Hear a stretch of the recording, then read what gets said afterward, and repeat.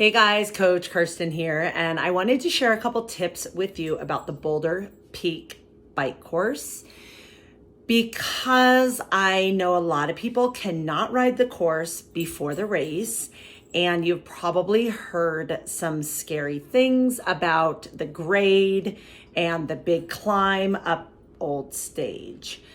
I do not know the distances or the grades or the percentages, but I wanted to share some information based on just doing the course a lot of times that might be helpful for somebody who is new to this race or maybe not able to ride it this year before the race. So I have done this race, I think 10 times. And the last 2 weeks I've ridden the course 3 times. Today I did 3 repeats up Old Stage Road. So I really paid attention to what was going on so that I can give you guys some good information that will help you on race day. The good news is the bike course is primarily a lot of downhill as far as distance. So it's about 7 miles of climbing and about 18 miles of descending. So a lot more downhill than uphill, but it is a loop course. So it starts and ends at the same elevation. So overall, it's the same amount of climbing as it is descending, but as far as time, so I would say half the time you're going to be climbing and half the time you're going to be descending, but it's 7 miles. The first 7 miles are generally uphill and the last 18 miles are generally downhill. So for me, that really helps mentally with how I'm going to race the bike portion of the course. Knowing that the first 7 miles are generally uphill is going to help me not worry about if I feel like I'm sluggish or slow at the beginning, because part of it doesn't seem uphill. A lot of it seems like it's flat, but it's more of a false flat. So it is gradually climbing you uphill. And then when you get to the top of Old Stage, it's basically downhill all the way back. You're gonna have a couple rollers in there. There's a little bit of a rise on 36 to Nelson, and then Nelson is all downhill. And then when you turn onto 63rd, there's going to be a few rollers. But in general, like if you look at a map, elevation map, it's some rollers, but the whole thing is generally back downhill. And then a tiny little bit, a little bit of an incline, false flat, back up to the res. But in general, it's going to be a lot more downhill the second half. Most of the big climbing, the uphill is the first half. So for me, I'm like, okay, I'm fresh the first half. If I can get through these 7 miles of climbing, then in general, the second half is easy. So that just helps me mentally.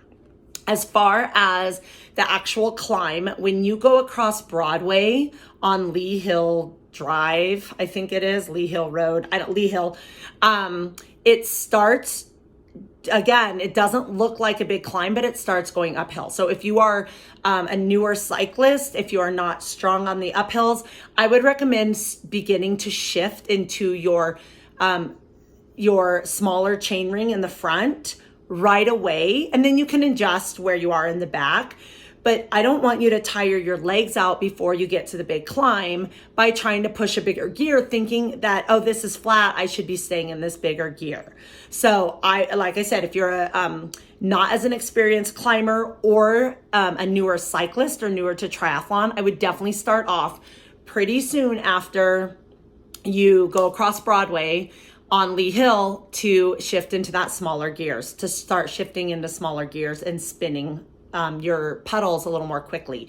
If you're a little more experienced, you might be able to stay in your bigger gear until that bend over to the right where you start climbing a little bit more. So that's just kind of a little precursor to the big hill. Once you get onto the bigger climb, once you get around the big bend to the right, you're gonna notice it starts climbing pretty significantly, but not too bad. Guys, shh. Joey, Belle, trying to help some people here. until you get to where Lee Hill goes off to the left, and we keep climbing up Old Stage Road. So when Lee Hill goes off to the left, it gets steep. It gets super, super steep, like smallest gear possible, out of the saddle. People walk this part of the course. That's okay if you walk. Just so you know right off the bat, I've done this so many years and there are always people walking. So if you're like, oh man, I just don't want to walk, you know what? A lot of people walk. If you have to walk your bike up part of it, that's fine. Another good news about this course is it's going to be pretty shaded inside that canyon where we're climbing up Old Stage. I was there, I think the first time, the earliest I've been there all week was like 10 o'clock, and it's still half shaded at 10 o'clock a.m. And we're all going to be through there way before 10 o'clock a.m. So it's going to be shaded, which is going to be helpful. There's not a lot of breeze in there, so you might get hot. Make sure you take some calories and electrolytes right before you start climbing to help you get up the hill. So again, I don't know the exact distances or grade, percentage. I don't know those things. I'm not technical. But what I do know is from that turnoff to Lee Hill to the top of the steepest part is about 250 pedal strokes. So I count pedal strokes. That's how I get up a hill. What I did today, and I tried a couple different ways because I did it 3 times, the way that worked best for me, and everyone is different, is I did 30 pedal strokes in the saddle, 30 pedal strokes out of the saddle, 30 pedal strokes in the saddle, 30 pedal strokes out of the saddle. So you do that 8 times, and so 4 of each. So kind of 4 sets of intervals, 8 times. You're at the top of the steepest part of the climb. You'll know you're there when you see a bright yellow slide. So when I'm getting tired, I'm looking up and trying to see that slide, because the minute I can see that bright yellow slide it's on a playground in somebody's yard on the right side, I'm like, okay, I'm almost to the top of the steepest part. You're not at the top of the whole climb. But after that, after you see that slide, it mellows out and it's just a gradual climb for the last part. What I would recommend is when you get to that climb, when you get to the yellow slide, don't shift into a big gear yet. Unless you're like, oh, that was so easy, I'm ready to rock. Hey, more power to you. But most of us are going to be like barely being able to breathe when we see that slide. So you see the slide, stay in your little bitty baby gear and just spin out the legs. Let your heart rate come down a little bit. You're going to see another little rise. It's not as steep as what you just did, but there's still a little bit up there. I usually just stay in that lower gear till I get to the next little top of the hill, which still isn't the top, but it looks like the top. And then I'm going to shift into a bigger gear. You're going to feel a little breeze because it's a little more open. It's a little wider open because you're at the top of a hill. And then you can get into your arrow position. If you have arrow bars, you can relax a little bit, start getting into a bigger gear, getting those legs moving.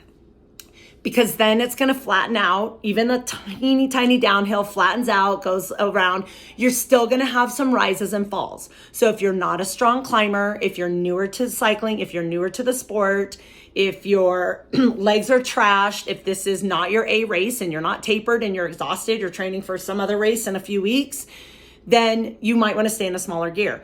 But by this point, you can go into a bigger gear and start moving those legs and get moving a little bit faster. There's a couple more little rises where I just come out of the saddle a little bit because it's easy.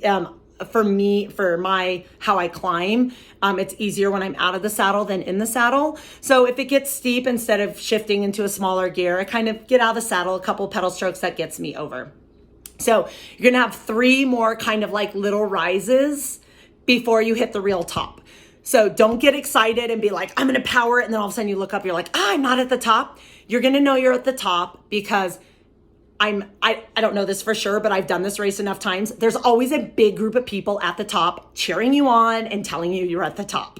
So they're gonna be there like, you're almost there, you made it, you made it, you made it. And when you're at the top and you look down, it goes, and you look forward, it goes down right away. Whereas before you think you're at the top and it looks kind of flat, It's not. When you're at the top, it's downhill, a super steep, crazy downhill until you get to Left Hand Canyon. So, quick thing about Left Hand going down the hill, the road is rough. I didn't ride it today because I did repeats and then I went home. But the 2 times I rode it last week, it wasn't super gravelly, which is nice. So that's a little safer, but they usually do have a speed limit on there. So watch your speed, just be careful. Don't do anything crazy. There's tons of potholes, tons of cracks in the road. Just be smart, stay safe. When you get to Left Hand Canyon, it's smoother than smooth. It's amazing and gorgeous. And then the rest of the ride is get to 36, a slight incline to Nelson. Nelson is all downhill. Turn right on 63rd. It might be 65th. It turns into 63rd. I don't know names either. A few rollers. I think there's 5 pretty decent rollers, but again, it's as a whole, it's downhill. Hit the diagonal, head back to the res, and you're home free, and you can enjoy your run. It'll probably be hot. Take lots of fluid on the bike, take some calories on the bike, do your very best, have a blast. I hope I see you guys out there. If you have any questions about any part of the course or triathlon in general, I've done a lot of triathlons locally, so I know a lot of the courses. If you have specific questions about the courses, if you have technical questions, obviously I've said 10 times, I don't know the exact distance. I do 250 pedal strokes from Lee Hill turnoff to the yellow slide. I don't know how far that is.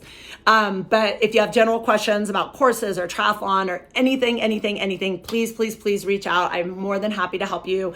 This is an amazing community and I want you to love it as much as I do. So I'm here to help.